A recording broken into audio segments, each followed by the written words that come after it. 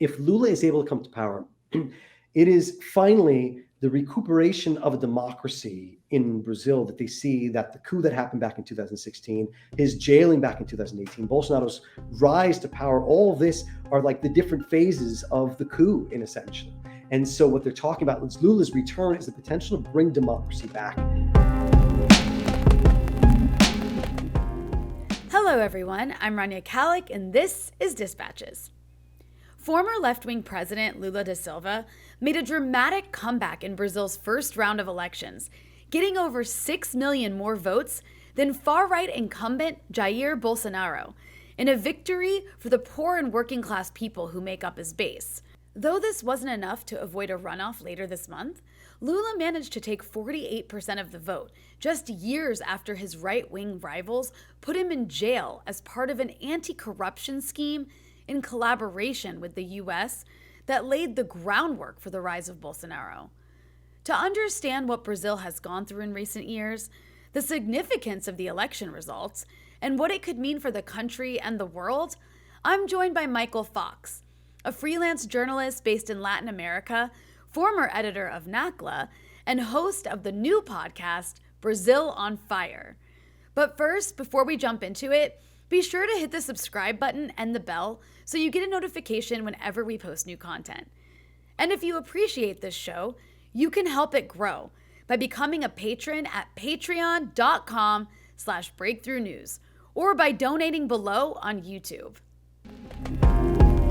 Mike, welcome to the show. Thank you so much. It's so good to have you on. You are in Brazil. You were in Brazil for the elections. You've been based in Brazil for many years. So you're the perfect person to speak to about all this. I think a good place to start would be the most recent developments around the election. There was the first round a few days ago. So can you maybe give a brief overview? What happened in the first round of elections? Polls suggested that perhaps Lula might get the 51% he needed to avoid a second round, but he only got 48%, which is still a lot. But why do you think the polls were off? And despite that, was this still a victory?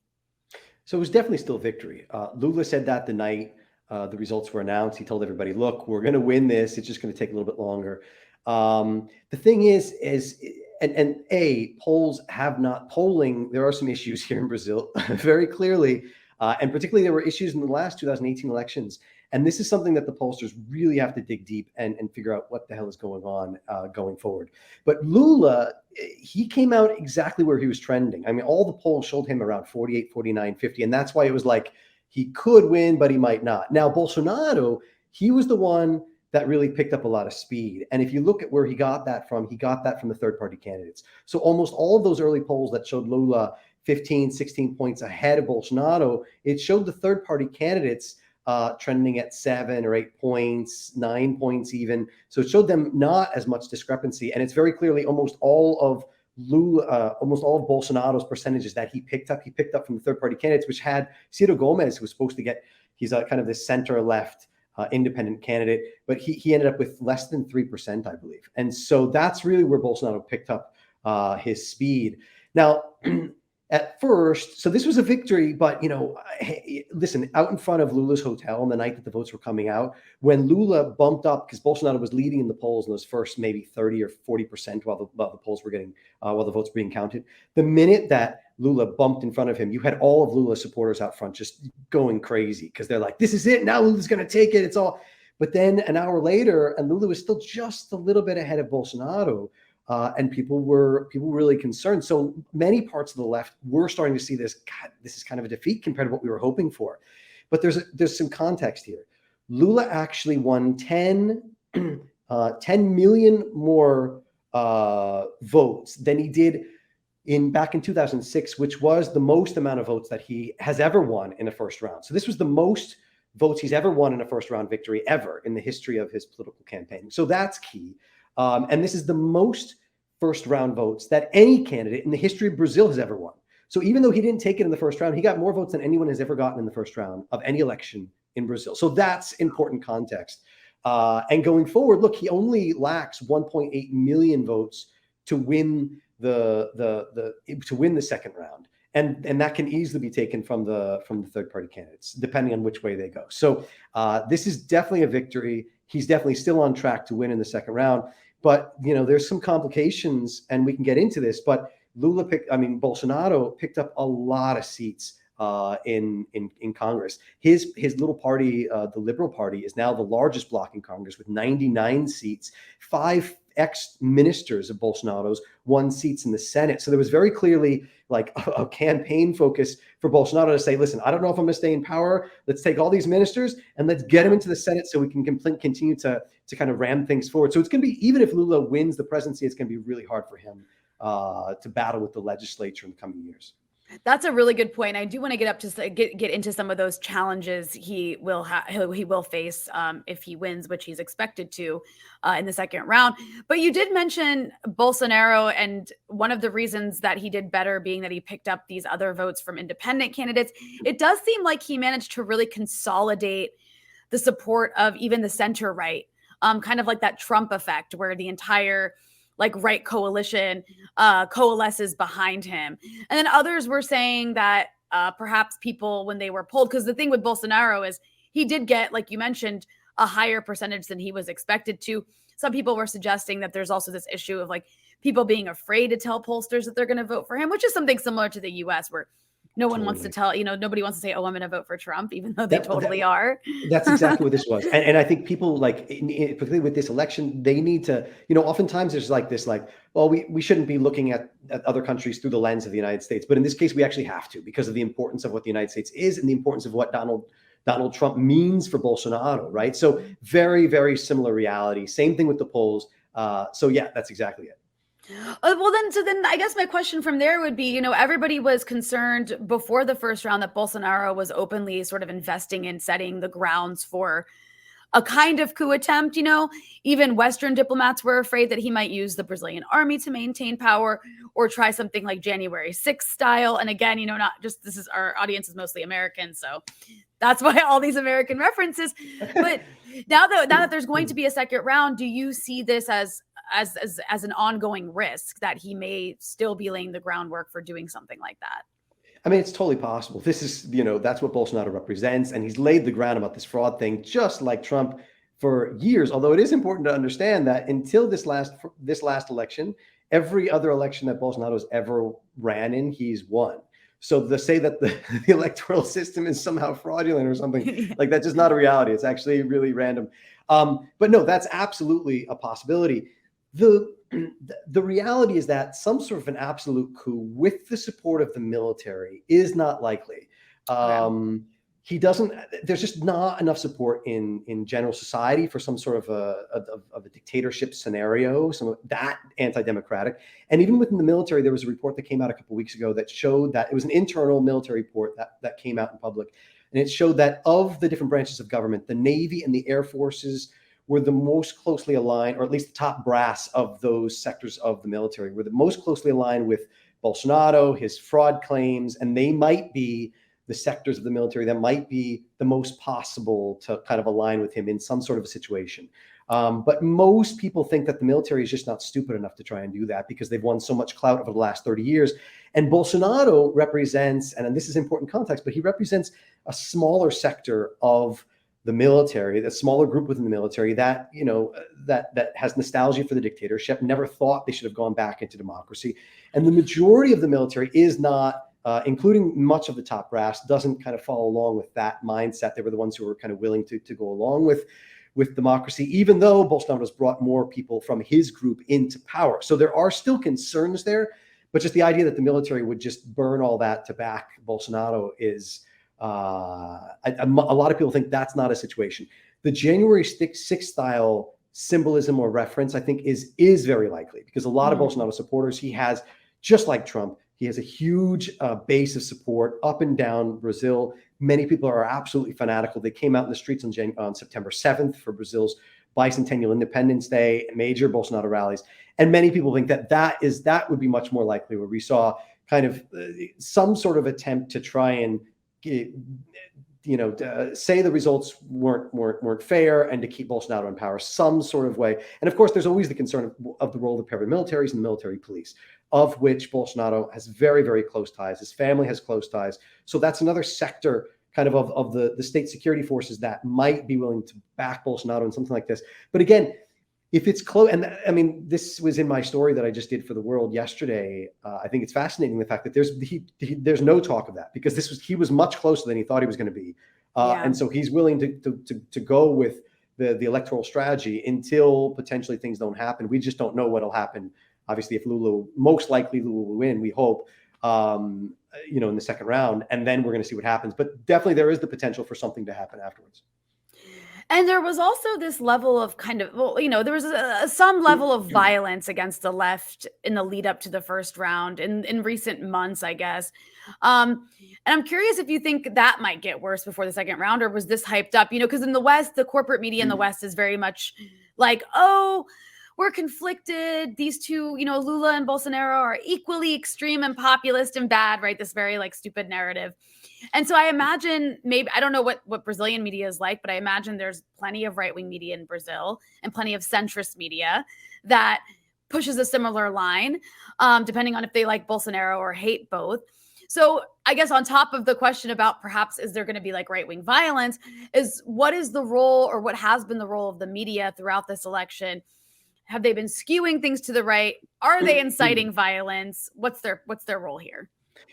Okay, so two different, and these are great questions. The first is, there has been violence. It has been isolated. So it's not, it's important that even though the country, we can totally say that Bolsonaro has pushed Brazil in the direction of fascism. And in fact, that's what I talk about a lot in my podcast.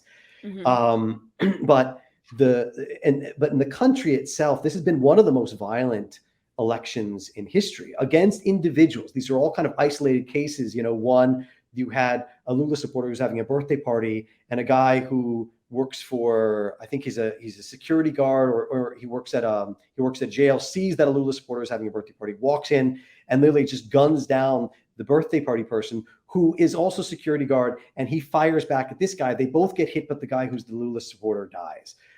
So it's this type of violence that's happened across the country, and in even higher rates than what we saw back in 2018. In 2018, we also saw rising violence in the lead up to the election. Of course, this is what you see oftentimes in the lead up to where you have racist, hate, violent discourses, pseudo-fascist presidents running for power. And unfortunately, we are likely to see more of that happening. I think that the electoral campaigns are just going to get more intense than what we've had. So I think we're going to continue to see that kind of spiraling going forward.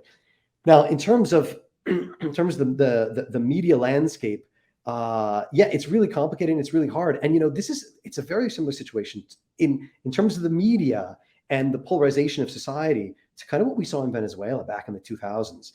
I was living in Venezuela in 2006, 2007, and the media was just so completely divided that, for instance, one of the mainstream channels would say, "Oh, there's a huge protest here. Stay away, don't go." And then you go there and there's nothing there, right? But one sector of the population believes that, and they get really scared about it and they get really nervous.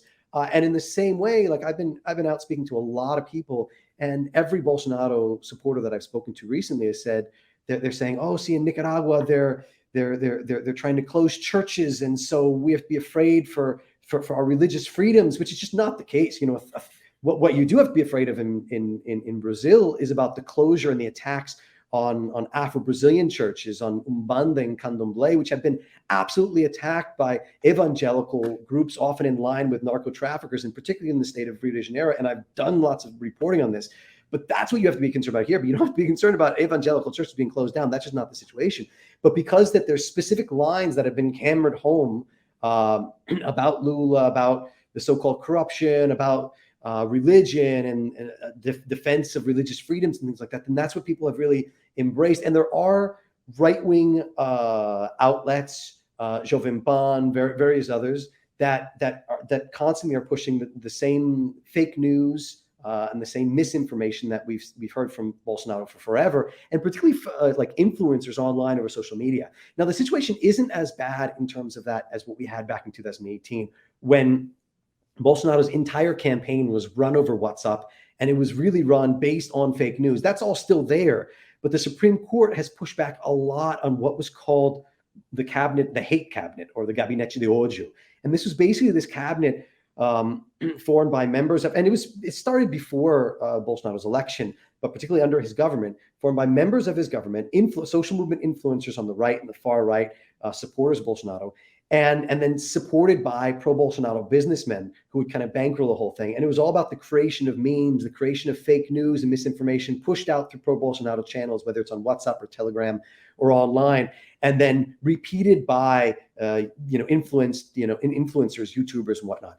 Now, the Supreme Court has been able to push back hard on that, and they've really stopped a bunch of it. In fact, they cracked down and had raids on the homes of many of the businessmen, pro-Bolsonaro supporting businessmen, who were bankrolling that. So that's been important measures, because compared to where we were back in 2018, where the Supreme Court literally said, it just caught us all by surprise, we just didn't know what to do. This is a completely different reality this year.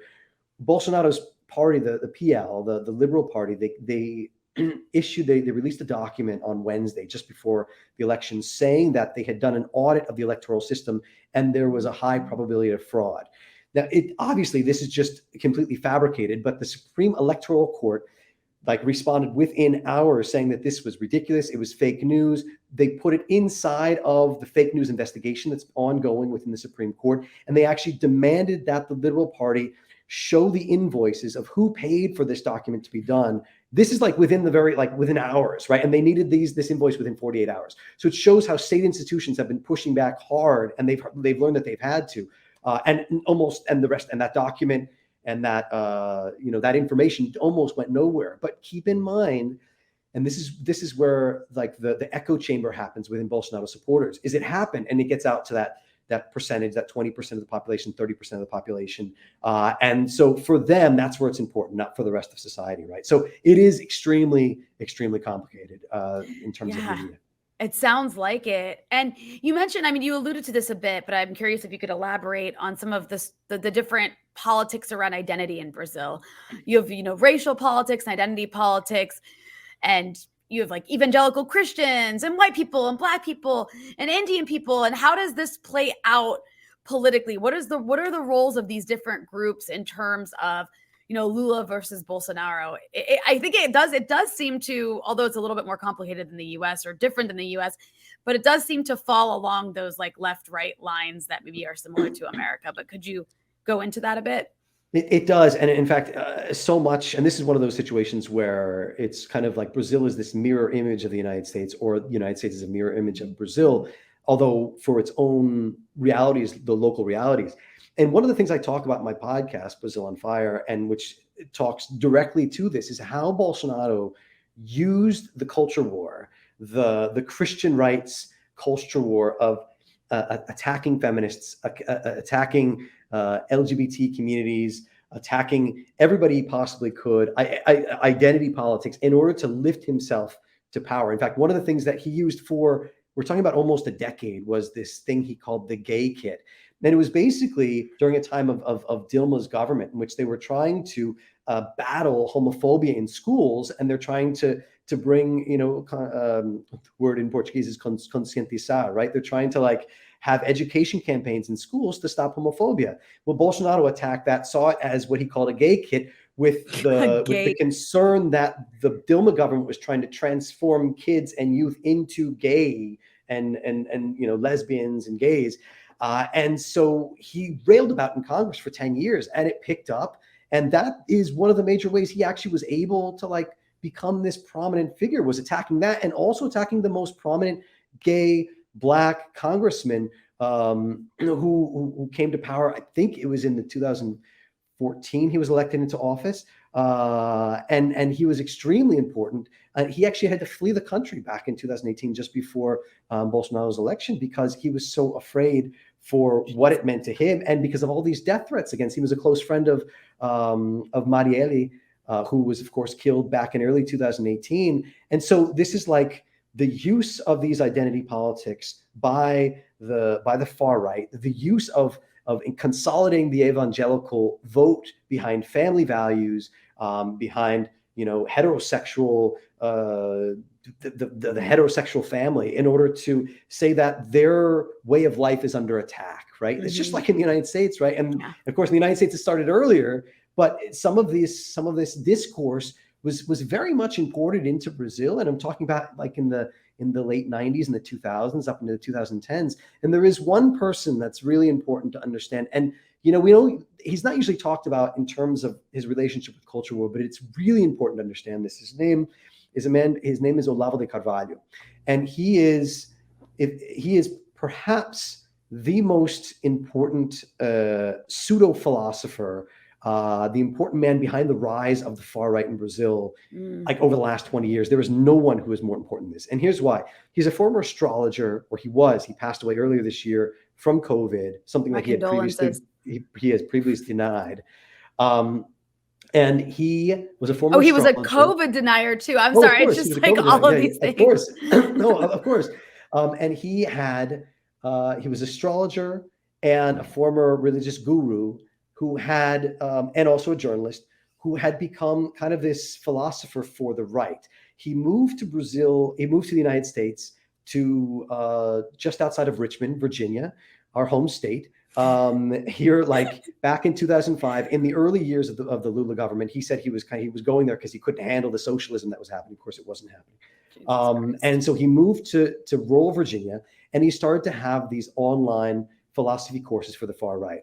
And in these philosophy courses, he would teach his own kind of conspiracy theory, far right philosophy. But within this philosophy was also packed his own way for his students to be able to debate and battle in debates, to attack their opponents, but not worry about actually having, here's my point and there's your point, and let's have kind of this democratic debate, to just shut down the other people. Very much like Rush Limbaugh, right? And the talk show hosts in the United States. And so he taught this to literally thousands of Brazilians. I mean, and some of his conspiracy theories are just crazy. Like 99% of Brazilian parties are socialist or in cahoots with socialists. That there's this global cabal in the world to try and take over the world. That blacks are to blame and Africans are to blame for the transatlantic slave trade. Like the list just goes on of it's like all the insanity. But this is what he taught people, thousands of Brazilians, and some of his own students end up then becoming top ministers within the Bolsonaro government. And literally, this philosophy has transformed Brazil in the recent years, even if not directly influenced, or I didn't take his courses, still influenced because of the kind of the echo chamber of what that means. And so he created this completely different ideology, understanding of philosophy and what things mean in Brazil and what sociology and what all these things are. And so that has been extremely important because in a lot of ways he imported some of the culture war that we saw in the United States into Brazil in his own way, and of course it was done in other ways as well. And of course, those on the far right and Bolsonaro in particular just use this to their advantage as best as possible. It's so ironic how the left is always getting slammed for being the biggest proponent of identity politics, which isn't. I mean, the left does, it does delve into identity politics, but no one does it more than the right. In the most destructive way ever. Yeah. And it really is like a global. I mean, in so many ways, it's a global phenomenon right now. It really makes me think, like what you're talking about, makes me think of like Steve Bannon, who is definitely a very big Bolsonaro proponent as well. Go ahead.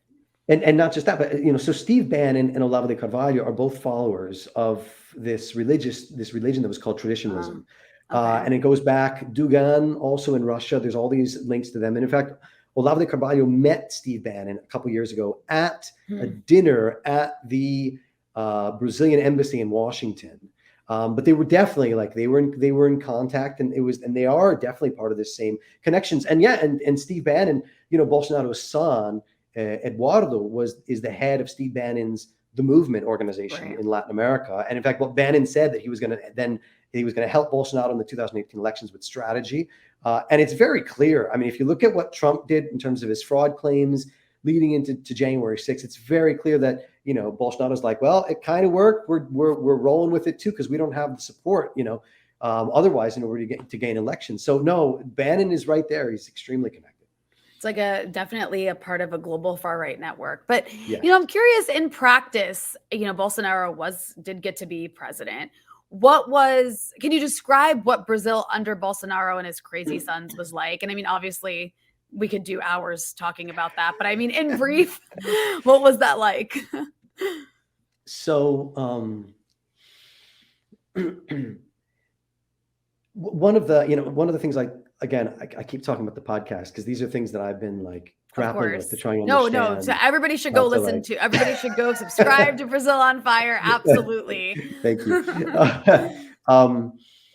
One of the things that I like, the big picture vision for the way I see Bolsonaro's government is kind of destruction, right? It's the gutting of the Brazilian state, and whether he's done that by gutting state institutions like the Environment Institution and the indigenous agencies, which used to help protect the Amazon and now have been completely gutted. So it's a free for all for illegal forces to be able to move in those areas. But he also just eliminated the Ministry of Labor. I mean, that was on the very first day. He's like, well, we don't need this anymore. And he then put that inside of other things.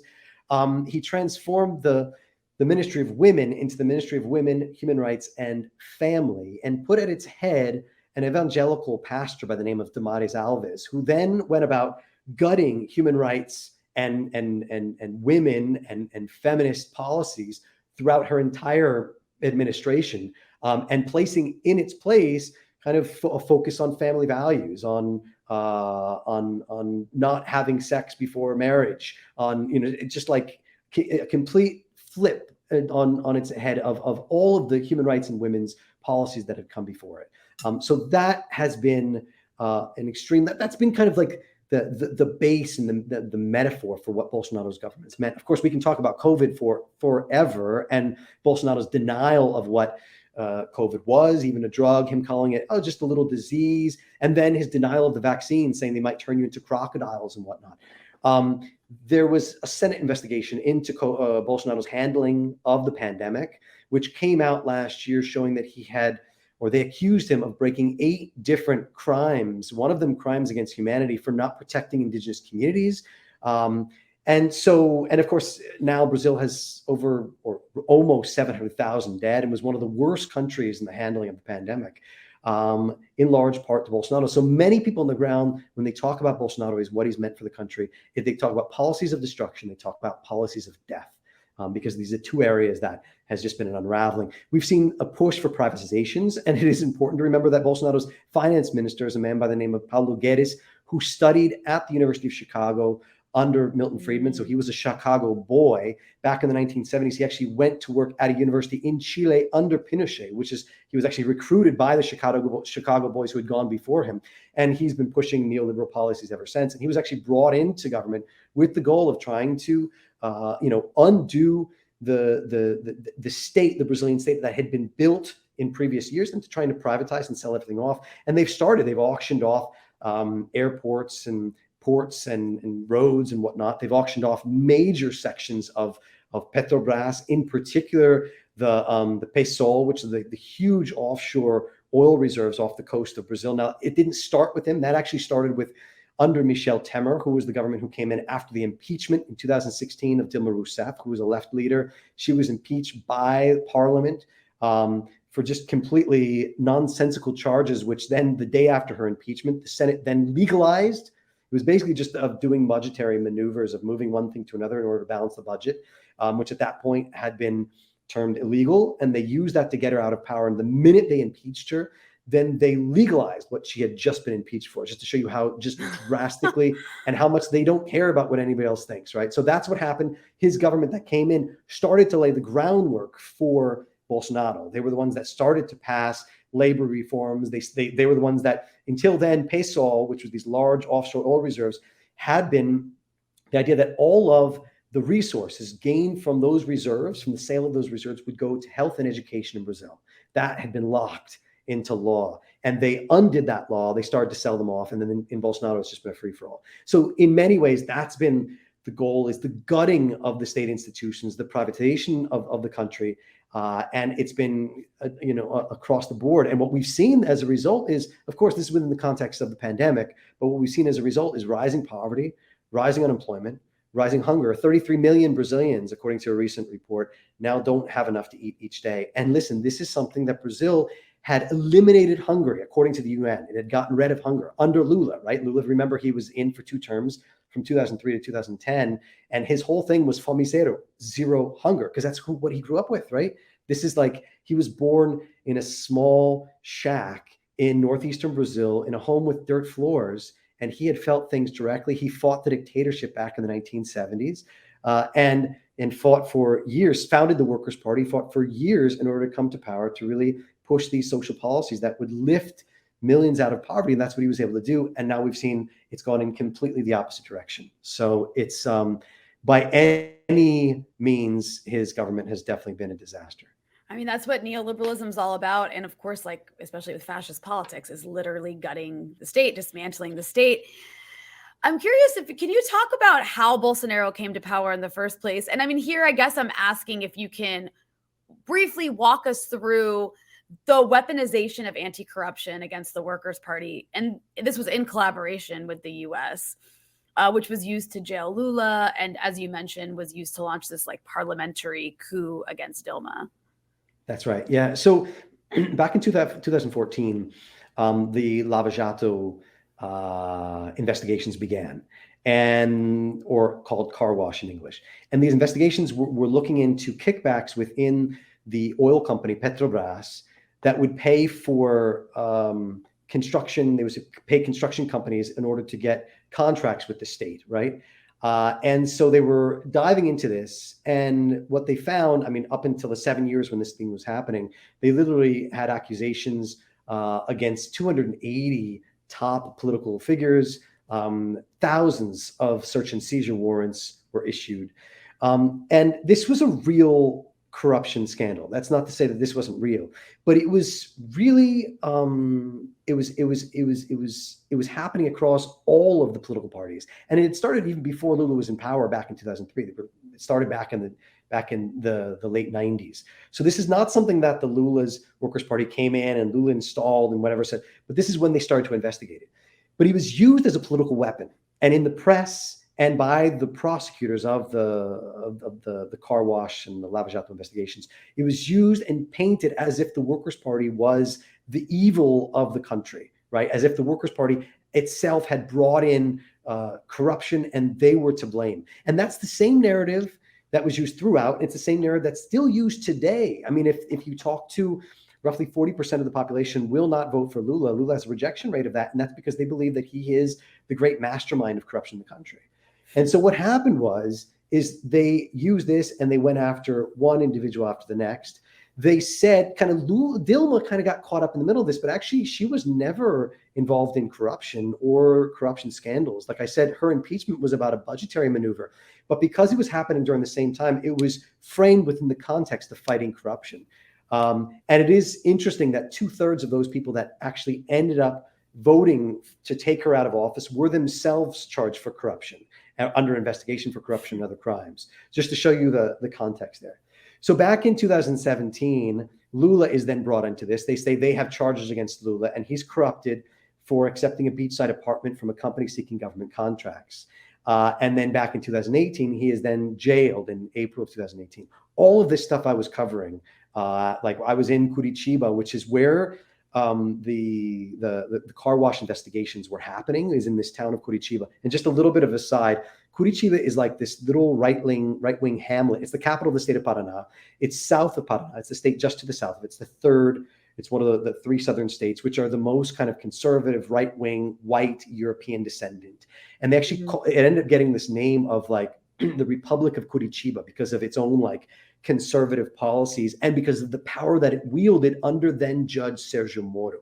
Judge Sergio Moro, he's like he learned a lot from from the Italian judges that were doing the manos blancos, the whole corruption investigations in Italy at the time, and he took that and he built on it to create these attacks. But anyway, so they operationized, and they used the investigations as a way to really tank the Workers' Party and take out Lula to stop him from being able to be elected into power back in 2018.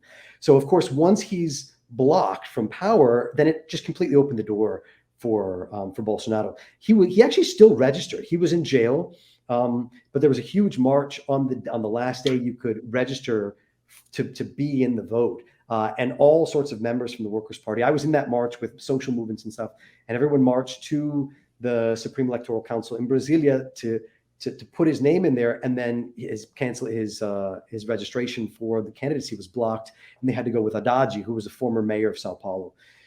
But that's how Bolsonaro was able to win in power. And this was used not just again, Lula was kind of like the final point, but for years beforehand, the Workers' Party had just been just destroyed in the press as kind of the bastion of corruption. But if you look at it, and actually if you look at all the different parties that were involved in this corruption scheme, many other parties were even worse, parties that then came into power after Dilma was taken out of power. But that was a major way that this happened. Now, two things that are really important. Judge Sergio Moro, who was the one that had jailed Lula and who actually then became Bolsonaro's Minister of Justice. So after Lula was jailed, Bolsonaro came to power. Bolsonaro then asked him to be his Minister of Justice, and he accepted. So it's just this tit for tat that is just insane that, that this can actually happen. Halfway through Bolsonaro's first term, The Intercept starts to release a series of reports and documents of leaked Telegram messages between members of the Lava Jato task force talking about the jailing of Lula, talking about their work. And what becomes extremely clear is that it is a political tool. They're very clear about being a political tool to block Lula and the Workers' Party from coming to power. What you see in those messages is, for instance, Moro, who was supposed to be this independent judge, talking with the lead prosecutors in the case, like applauding them. Hey, you did a great job here. Yeah, you should do this the next time, telling them what to do, coaching them on what should be done. And in fact, this goes all the way up to the Supreme Court. The Supreme Court recognizes Moro's impartiality as a judge. But oftentimes what happens in the past, things might be then resolved in the future, but the damage is already done in so many ways, right? Now, in this case, Lula was in jail for 580 days, about a year and a half. And then the judges, they released him on the grounds that there's this whole big question about his habeas corpus, because under Brazilian law, you shouldn't be jailed if you have not used all of your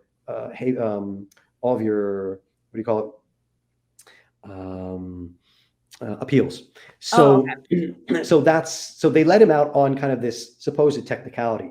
But what would happen over the next year and a half is that he would be essentially absolved of that case. But there was more than 24 corruption cases that had been filed against him, just one after the next. And this is the same thing that happened with Dilma. It was in Dilma's case, it was a campaign of people just slamming one impeachment request on top of another, on top of another, on top of another, to see if one of them would stick. And it was the exact same thing they did with Lula. That just hammer this home. What this is called, it's called lawfare. And it's the use of the legal system in order to take out a political official who may or may not be corrupt, but in particular in the left. And we haven't just seen it in Brazil, but we've seen it across the region, in Ecuador with Rafael Correa, Cristina Kirchner in Argentina. We're talking about this is just happening right now. Even down in Chile with Michelle Bachelet, the majority of the time they're with left leaders. And it is very clearly linked with the United States and with the FBI. So we know that going back all the way to 2014, 2015, the FBI was working very closely with members of the Lava Jato task force. We know that, for instance, from these leaked documents, we know that those inside the Lava Jato task force talk amongst each other. And they said, listen, you don't have to go through the embassy, just talk directly with the FBI, because the FBI knows everything that we're doing and we're in direct contact with them. And many people in the embassy don't. So this is actually illegal. It goes beyond the legal agreements between these two countries. But this is what the reality is. And also do not forget that the NSA and the United States government were spying on Brazil. And this was leaked twice, back in 2010 and back in 2014. One of those times, Dilma actually canceled her trip to the United States because it came out that the United States was spying on Brazil and on her government. And this was happening under Obama. So this is before Trump. Like, we talk a lot about the Trump and Bolsonaro, but this is under the Obama administration. So, and it is also important to remember that who they were spying on, well, they were spying on Petrobras, which is the state oil company, which then gets linked into this entire Lava Jato investigation. It's also important to remember that Moro has long history and connections with the United States. He was on a student trip through the State Department back years before. And then the minute that he left the Justice Ministry within Bolsonaro's government, because he had a falling out with Bolsonaro about Bolsonaro's power to be able to place important figures, police figures, into kind of just, place from above, heads of the federal police. And so he split and he left and he took a job at a consulting firm in the United States that is actually in charge of the assets from some of the major corporations that Moro himself had gutted by then attacking with his lawsuit. So he has long links with the United States just himself. And just to bring it fully home, he has just won a seat in Senate. Right. Moro himself. So no, it's fascinating. It's terrifying, but that is the reality of what the case of Lula pushing him out of the running back in 2018, opening the door for Bolsonaro. And this is why Lula's return is so important for so many people on the left and popular movements, because many people here talk about the moment that we're in right now. If Lula is able to come to power, it is finally the recuperation of a democracy in Brazil that they see, that the coup that happened back in 2016, his jailing back in 2018, Bolsonaro's rise to power, all of this are like the different phases of the coup in essential. And so what they're talking about is Lula's return is the potential to bring democracy back to Brazil. And that's why this is so important for such an important sector of Brazilian society. And could you elaborate a bit on that as well? What are the social movements that joined together to help get Lula elected this time around? And how significant is this coalition? Well, so it's a coalition of all of the left, and in fact, many left different parties. So PSOL, for instance, which is a left party that splintered from the PT back in 2005 and started kind of, it's a minor party, but Marielle was a member of PSOL, for instance. They've all joined forces with the goal of electing Lula, because this is one of those moments that you can't, you have to bound together in order to defeat the pseudo-fascists and what we've had until now. Many different movements, obviously the MST, the Landless Workers Movement, which is the largest social movement in the Americas, housing movements, youth movements, and it just kind of goes across the board. And it's been really important in terms of building that unity across the political spectrum of the left, and of course unions on board, because that's where Lula comes from, in the Cooch, right? So no, the unity and the organizing on the left has been extremely important. In fact, one of the fascinating things that they were able to do over the last year is they started this proposal of building these popular committees, and right now they founded roughly 5,000 to 7,000 of them around the country. In fact, we were speaking just the other day. There was this press conference with members here in Sao Paulo in the lead up to the vote with members of the MST and people that have been organizing in these popular committees. And the idea is to build these these units of grassroots organizing in communities up and down the country. So it's not just happening during electoral times, but then they can continue to be organizing kind of around the country all year round, take off, to kind of build on that electoral moment when everyone's like, oh, let's get organized, let's do it, and then continue to do it. And they were able to do that in part because of all the organizing that was happening in many poor communities during the pandemic. A lot of communities kind of banded together and said, listen, we don't have enough food, we don't have to eat. Let's build these soup kitchens, let's get food and be able to transform it and bring it from one place to another and get these into the homes of people that need to have some basic form of food and vegetables and what else they don't have. And so they've been taking advantage of that. So that's been really fascinating, because it's not just an effort by, say, the MST, but it's been this effort kind of by all these different groups that have joined together in urban sectors as well as the countryside. So that type of unity is really key. One of the things that João Pedro Stegil, who's one of the founders of the MST, said the other day, is they want to build in the coming years a mass popular movement for Brazil, which is something that the country has not seen since the 1990s. And one of the things that Lula is going to need when he comes into power is the ability of is some type of mass popular movement that can push from the left, because there's going to be so much power. And of course, there's going to be so much pushback from Bolsonaro's forces, just like we've seen in the United States under Trump and Trump supporters there. So no, it's been really important. It's been really important too, because, back in the 2000s when Lula was in power, there was a considerable number of the MST and other members of social movements that actually came into the Lula government in order to organize and to work, because it was exciting and whatnot. But it also meant this kind of hollowing out of the power for the popular movements, because so many people were off doing things in kind of an institutional or state level, right? And so many people talked about in the 2000s about how the MST was continuing. Obviously, it was still extremely important. They were still, fighting and occupying land. They were still winning their land, but in many ways they lost a certain percentage of their most active activists and organizers. And you've seen this kind of renewal back in 2016 of people fighting for democracy and coming together as this unity that's been really, really important, I think, in a lot of ways for the left, and is going to be really important to kind of lifting Lula into power if he can get there. Indeed. And I also wanted to ask you about the issue of the environment. Because, of course, this election, the outcome of this second round is going to be so important for the world in many ways. Everybody's always saying that, the Amazon, much of which is in Brazil, is the lungs of the world. And you have two very different ways of dealing with that from someone like Bolsonaro versus someone like Lula. So can you break down the significance really on the environment of who wins this election? One of the things I talk about in my podcast, sorry for mentioning it again, everybody. No, please mention it like over and over again. It's such a hugely important resource. Don't forget my podcast. It's fun. Trust me, you'll like it. One of the things I talk about the podcast is how there is no other place in Brazil that more exemplifies the destruction that Bolsonaro has wrought on the country than the Amazon. And there is no place where you see the complete stark differences between Bolsonaro's policies and Lula's. And before I get into Bolsonaro's, let me just say that Lula came into power with Amazon destruction back in 2002. He came into power with Amazon deforestation through the roof, worse what it is right now. He looked at that, and together with Environment Minister Marina Silva, they tackled it almost immediately. They installed new policies that would force the protection of the land. So they kind of did this in several different ways. It was almost like a carrot and a stick thing. First, they added new protections for the environment. They set up this whole tracking system for wood and cattle and meat, to make sure that meat that was then deforested or came from the Amazon areas that were deforested would have to be tracked in order to be sold. And they set this whole thing up with all these different legislation, and they were able to cut Amazon deforestation by half within 2 years.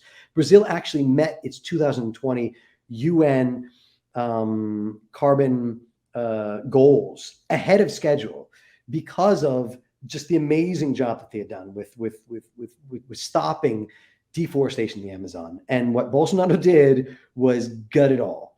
Of course, that started under Temer, also after Dilma's impeachment. But what Bolsonaro's coming into power, what it meant was he'd been talking about how he wants to open up the Amazon for development, how he's not going to, demarcate any new lands or give any new lands to Quilombola or traditional Black communities or indigenous peoples. And that's what he's done. He hasn't given any new lands for them. But within his first 3 months of coming to power, land invasions on indigenous territories spiked 150%, because basically those people that were there said the illegal forces, the loggers and the land grabbers and the miners, they basically said, it's a free-for-all. We can do whatever we want. No, they're not going to come after us. There's not going to be any fines. We're not going to go to jail. They're just not going to enforce anything, and we're going for it. And you know what? They've been able to do it. So that's how come we saw the fires spike in 2019. That was actually an organized campaign by a group of 70 powerful businessmen, loggers, and land grabbers who basically said, we are going to launch this massive fires up and down the state of Pará on August 10th, 2019. And that's what they did that day. They organized, they even took out an ad in the local newspaper. And when they did, calling on other people to join, the Ministry of Justice and the Ministry of Environment heard about it beforehand and did absolutely nothing. And I'll just say that the Ministry of Justice at the time was under the previous Judge Sergio Moro. So that's how that's how they kicked off. The fires kicked off, and then within days, they had been copycatted and spread all across the Amazon.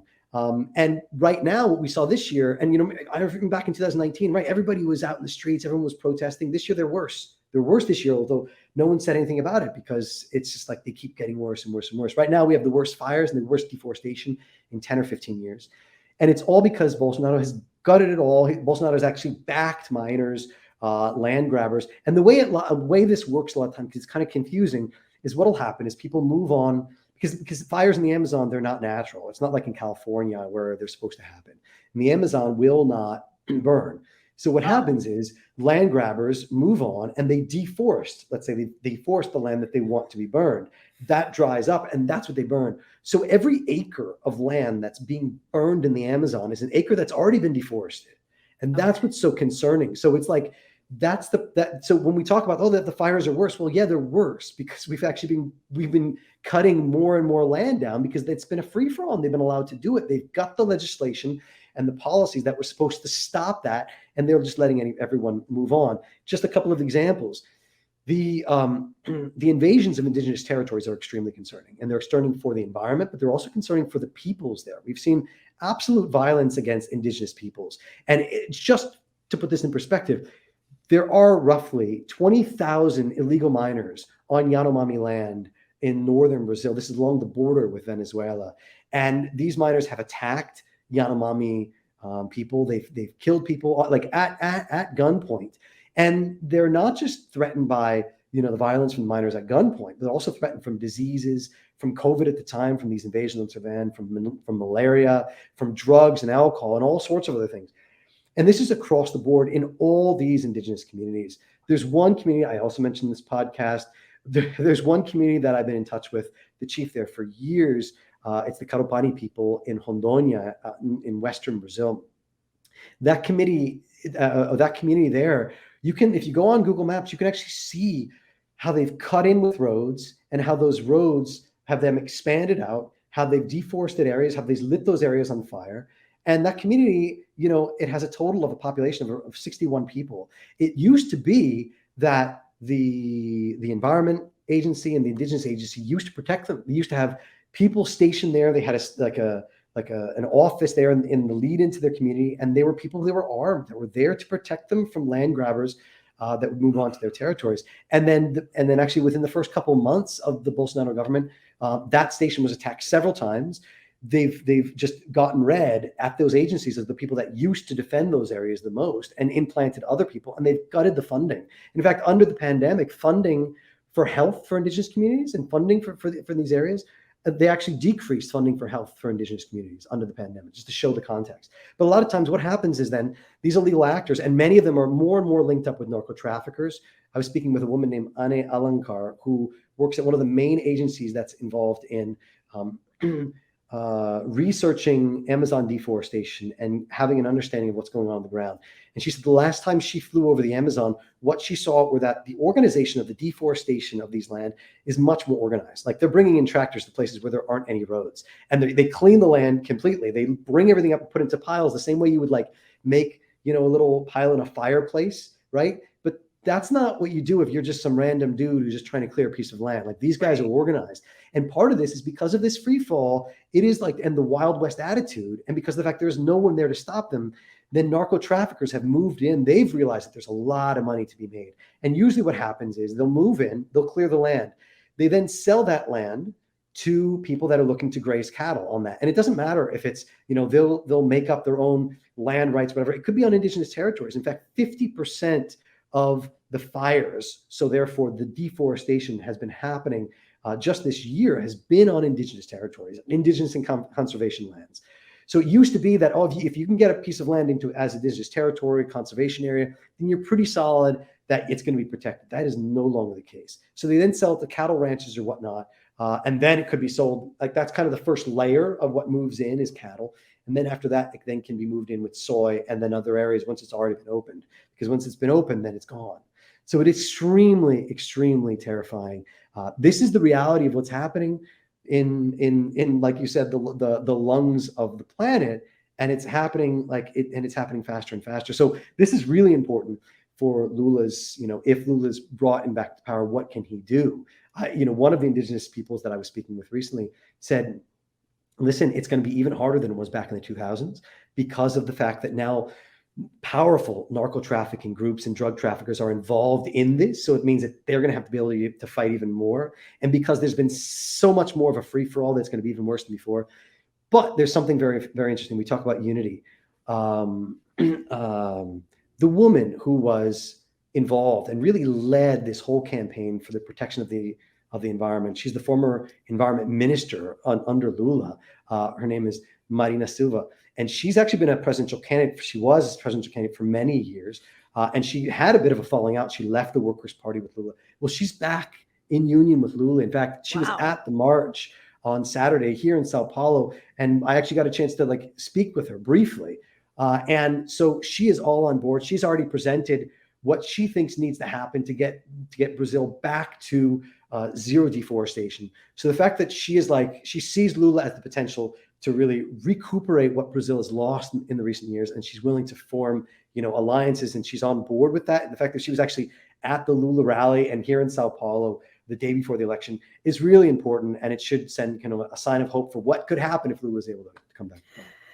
Yeah, it certainly suggests a kind of like rectifying maybe some of the problems of the past. But that said, I mean, if Lula does win, and hopefully he does, what are the biggest challenges going to be? Is there a risk perhaps that he'll face a backlash of angry voters in a couple of years if he doesn't have the resources available to deliver on his promises? I don't know if he will, but we're in a different world now than we were the last time he was in office. We're in a world of like inflation and a world of more limited resources and a world of ongoing conflict and this like shift in power relations around the globe and more proxy wars.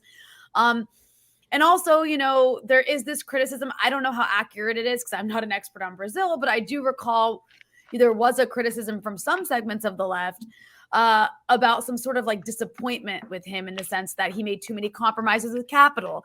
So is there a concern this could happen again? I guess, are these conversations happening? Obviously, no one can predict the future, but are these conversations about upcoming challenges if he does win happening? And of course, not to throw more on your plate to respond to here, but then there's also the issue of how the U.S. might respond to another Lula win. They didn't respond so well the last time around, by kind of collaborating with these right-wing forces to pursue a lawfare campaign.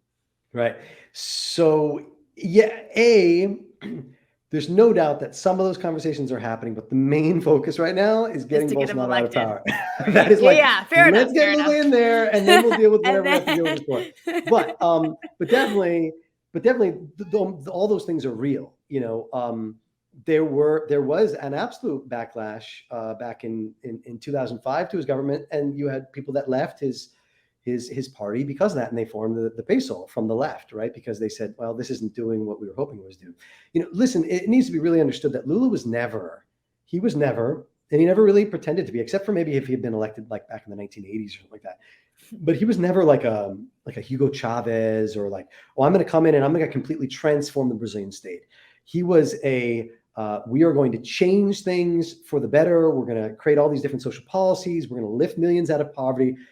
But his goal wasn't really to attack transnational capital. And in fact, it's absolutely true. Business people, corporations, they actually made more money under his government than they had made before. And that's one of the critiques that people have had about Lula, is the fact that he tried to do everything. But he's the great negotiator. That's why at a moment like this, his candidacy, there's no one better to be running for office right now, because everyone understands his ability to really bring everybody into dialogue, and not just bring everybody into dialogue, but also not forget people in there. And that means that there are people that would like him to be more radical. Obviously, major sectors of the population, particularly, the MST wasn't so happy with him last time because he wasn't giving as much agrarian reform as they wished he had, right? Many people believe that he will be more leftist, he will be more radical right now because of this particular moment. And to be honest, really what the country needs, and this is what a lot of people have been talking about, is having him come back and reinstitute what was in place, right, 10 or 15 years before the gutting of Bolsonaro. So it's not radical stuff that needs to happen. It just needs to bring back the Brazilian state. But that is all to be said. There has been an interesting shift where Bolsonaro's been meeting with a lot of businessmen, and you've been seeing this kind of in more centrist areas of people and even with Global. Global is the largest news agency in Brazil. It's always been the statement was well, which way Global goes, and whoever they've got on, whoever they're really pushing, that's who's going to win, right? And they were never for Lula, obviously, but they've never been for Bolsonaro either. Mm-hmm. Maybe came the opposition to Bolsonaro, because Bolsonaro came in, he kind of broke with all that stuff because he did his own social media campaign and stuff. But Globo is not for the left, right? But it's also not for Bolsonaro. So, but kind of mainstream media has been embracing the idea of a Lula presidency as a way to kind of move away from Bolsonaro, and businessmen as well. He had lunch with maybe 100 top businessmen in Sao Paulo just last week. talking about how, it's important to bring back sanity, right? And how Lula's government would be really important for international trade, which it would be, because Bolsonaro's gutted international relations, and Brazil becomes like a laughing stock for what it is. And of course, Lula is like the great, spokesperson for the country, right? So I think that is all really important context, that transnational capital is not necessarily against Lula in a way that it was back in 2002. Lula actually had to write, I don't know if you remember, but he wrote the letter to the Brazilian people, which was really a letter to the Brazilian corporation telling them, don't worry, I'm not going to mess with your stuff, right? I'm not going to mess with your shit. So now what's interesting here is what we saw in the lead up to this into this election just 2 or 3 months ago, was there's this huge movement where there is 2 manifestos in favor of democracy and, of course, in favor of Lula. And one of those manifestos was by businessmen here in Sao Paulo, which is the most important business center of the financial capital of the country, basically saying that we want democracy. We're not going to be on board with some sort of a 1964 coup. That's not the direction we know to go into. And so many people saw that as kind of like the embracing of a potential Lula government. So it's not like, it's easy to see all this stuff and say, oh, right-wing capital, yeah, they're going to be on board with Bolsonaro, but that's not really necessarily the situation, because what Lula brings is a sense of stability that people have already known, right? And so in that sense, capital is going to be on board with him. At the same time as Bolsonaro, hey, he's all on board, particularly in terms of the agribusiness, and particularly in terms of opening up the agribusiness. And we talk about that. We also talk about Cargill, Bunge, U.S. multinational corporations who have done very well under Bolsonaro. So there's different sectors of capital, right? And in terms of the agribusiness, Bolsonaro is all on board, but agribusiness also grew under Lula. Like, that has been at the detriment to campesinos and social movements and whatnot. So that's one of those contradictions that we will see. I promise you, that is a reality, and that's a reality of what it means to have a leftist in power if Lula is able to come to power. That he's not going to say, oh, forget you guys. Like, he's going to play the game as best as possible. And that's something I've been talking about for 15 years, about how that's not who Lula represents. But because of the fact that Brazil is such an important, it is such an important economy in the region. I mean, just to put this in perspective for those who are watching, Brazil represents half of the economy of South America. It represents half of the population and half of the size, right? So it's larger than anything else. And that's how come Brazilians see themselves as a reflection of the United States. It's interesting, one of the things the metaphors I like to talk about is in Latin America, everywhere else in Latin America, Argentina, Mexico, everywhere, you would never catch a dude wearing shorts and flip-flops and a ball cap. That just doesn't, that's not an outfit but that is the United States, and that's Brazil too. In Brazil, I got to Brazil, I was like, oh, I can put my shorts back on with my flip-flops. Oh, cool. But that is that's because Brazilians, they're also isolated from the neighboring countries in a lot of ways because of the language. They see themselves as different, And so in that sense, they reflect themselves more with the United States. Hip hop is important, they have this relationship with U.S. music, with what and Bolsonaro in particular does, and that is really Bolsonaro traveled to the United States 4 times in 2 years when Trump was in power. 4, and one of those times he went and visited the CIA. He had not even visited his own Secret Service agency. He went and visited the U.S. Secret Service agency before he went to the Brazilian Secret Service. Hilarious. Put that in perspective. This is what Trump meant and means to Bolsonaro, and what the U.S. does, and that's why it works. That kind of metaphor works for Bolsonaro, because it's not just Trump; it's U.S. Yeah. Right. Every time he's there, he walks into a McDonald's, he's eating a burger. It's that's. His campaign rallies, all of them here are on motorcycles, driving around on motorcycles. He wants to be American. The Harley guy, look at me, I'm a Hell's Angel, and I got my police support, So that is all to say that yes, there is a lot at stake, and obviously his government will bring in so many contradictions, but the first step is getting it to power. You asked me another question, and I was like, I completely forgot. Sorry. About the issue of we're talking about Lula and the challenges he might face.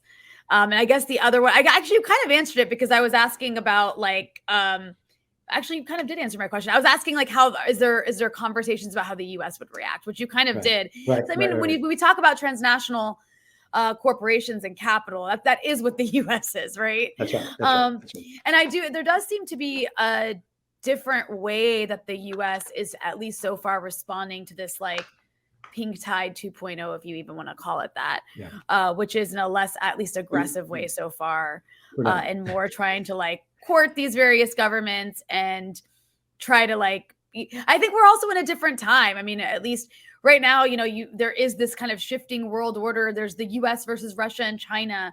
And so there seems to be less of a concern about local politics in these various countries and more of a concern about maintaining a relationship with these countries so that we can get them on board with our like new Cold War. At least that seems to be more where the American view is at least under Biden. I don't know if that'll change with another Trump presidency if that happens. I think that all makes sense. And the one thing I would say is that if this were Trump, I mean, Trump, I don't know if you saw his tweets the last couple of days. They're not tweets because he's not allowed on Twitter. Whatever I don't even know. Whatever the program he's on, I don't know. Oh my God. Whatever he's using to put his ridiculous world out there. He actually, there was a video where he's like, Brazilians, you have to back Bolsonaro because he's like the best ever. And then he tweeted last night, or whatever that thing is, yesterday, saying, I'm so glad I did my job to help Bolsonaro do so well in the polls. Brazilians, you have to bring him into the second round. So like Bolsonaro is watching. I mean, Trump is watching this campaign. And if this were Trump in the White House, it would be of this, everything we're talking about right now would be a completely different situation because look, the Senate decision, the U.S. Senate decision, their resolution to come out and say that we want democracy in Brazil was actually really important. I mean, even if no Republicans were on board, they also didn't object, and that means something not just for Brazilians. It means something for the Brazilian military.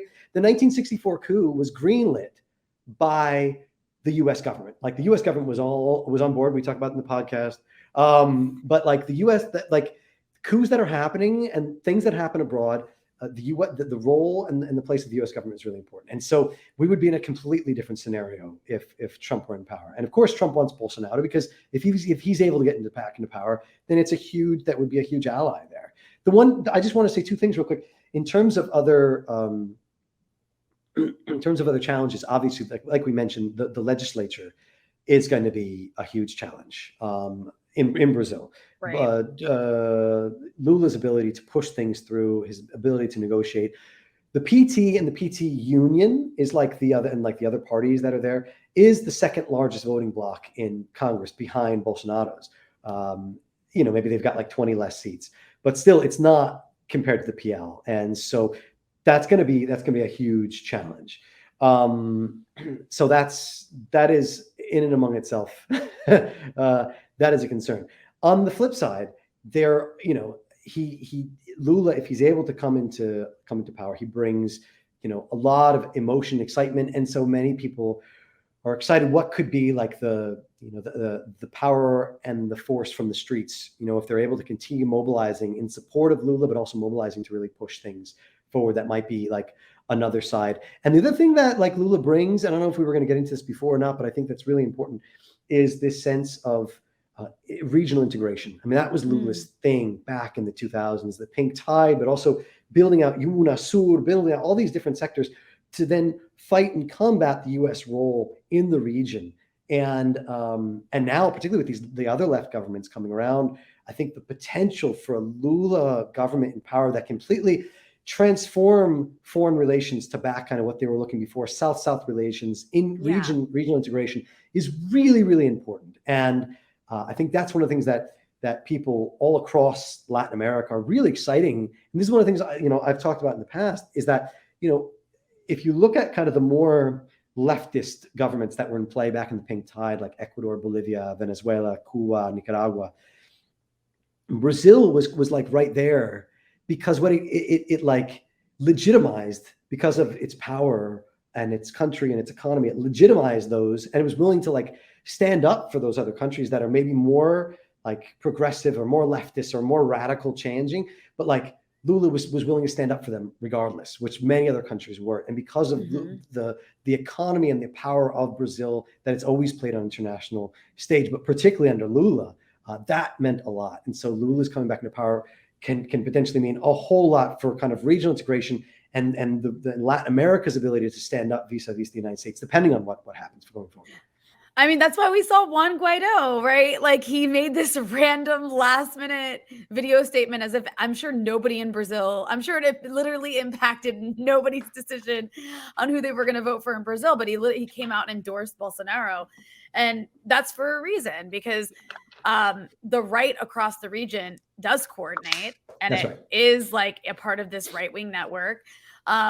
And so it's, and they, I think he and others recognize the importance, like you just said, of like somebody like Lula being in office and what it would mean for countries like Venezuela and Cuba, who spent the last like 10 years being so incredibly isolated because so many right-wing governments came to power, a lot of them through various coup methods across the region. But now, yeah, it's like sort of reverted back to like Honduras elected these left-leaning people. You had the same thing happen in Bolivia after a fascist coup. You had the same thing happen in Chile, Colombia. sort of. Yeah, I mean, with this like social democrat. I mean, like it's like on and on. I mean, all these people aren't like hardcore leftists, but there's certainly an improvement from the past. On that note, this was such an incredible conversation. I really appreciate your time. Please let people know where they can follow your work. Of course, there's the amazing podcast. Give that a shout out, as well as where they can follow you on Twitter and things like this. Fantastic. So Brazil on Fire podcast. Look, if you look up at any of your, I mean, you can find it at NACLA. You can find it at The Real News. Those are the co-produced. It's produced in co-production with those two. But if you go to anywhere you get your podcasts and you look up Brazil on Fire podcast, you'll find it. And it's there. It's a 6-episode series. It's deeply immersive. It's kind of narrative nonfiction with a lot of stuff on the ground and really, really cool music and sounds. And so, yes, I highly recommend it. And I will be including new episodes with, bonus tracks with interviews and stuff. In fact, I'm trying to post one tomorrow with kind of the latest. So it's a good place to kind of follow, okay, what's the latest, what's happening, what's going on now. And it kind of walks you from the lead up to Bolsonaro's election to understand who Bolsonaro is, the culture war that happened up until now, right? And looks at obviously Lula's imprisonment, but then also looks at the forces, kind of the most important forces of support for Bolsonaro, which of course the evangelicals, the military, and then the fascists, which is a whole other thing. So definitely Brazil on Fire. You can follow all of my stuff at Twitter _MFOX_US. And that's where I post all my things. I'm oftentimes reporting for The World, PRI's The World. So if you listen to NPR, you can listen to The World, and you can listen to all my stuff there. And then a ton of stuff freelance wherever else. But I make sure everything goes out on Twitter. So follow me there. I do have an email list, but Twitter is the best way to go.